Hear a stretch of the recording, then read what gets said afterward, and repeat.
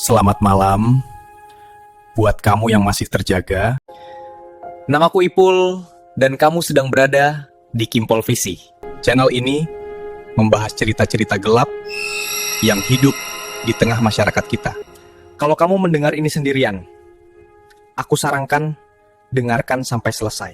Karena malam ini kita akan menyusuri asal-usul kuntilanak, cerita yang tidak tertulis tapi selalu diwariskan lewat bisikan. Sebelum kamu melanjutkan mendengarkan, pastikan pintu rumahmu sudah tertutup dan lampu tidak terlalu terang. Karena cerita ini tidak cocok didengar sambil bercanda. Malam ini, aku akan menceritakan asal-usul kuntilanak berdasarkan cerita masyarakat yang diwariskan turun-temurun. Tidak pernah ditulis secara resmi, tapi selalu dibisikkan. Dulu ada seorang perempuan, ia hidup sederhana dan meninggal dalam keadaan mengandung.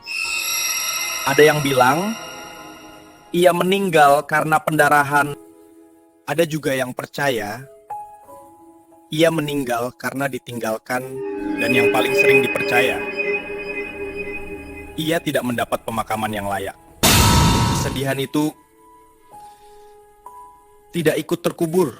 Masyarakat percaya arwah perempuan ini berubah karena amarah dan rasa sakit. Ia tidak berniat menakut-nakuti, tapi penderitaannya terlalu berat untuk ditinggalkan. Maka lahirlah yang kita kenal sebagai kuntilanak. Bukan sebagai hantu, tapi sebagai sisa luka.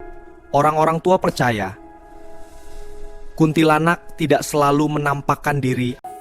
Ia lebih sering memberi tanda, seperti bau melati atau suara tawa yang terdengar jauh. Tapi semakin lama, semakin dekat. Dan saat tawa itu hilang, itulah saat paling berbahaya. Kuntilanak dipercaya menyukai tempat sepi, pohon besar, kuburan lama, rumah kosong.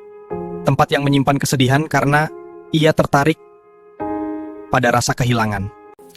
Cerita ini boleh kamu anggap mitos, tapi mitos tidak akan bertahan lama kalau tidak pernah terjadi. Dan kalau setelah podcast ini kamu mencium bau melati itu, ingat, jangan pernah menyebut namanya. Itulah cerita tentang asal-usul kuntilanak menurut kepercayaan masyarakat. Percaya atau tidak, semua kembali pada kamu yang mendengarkan.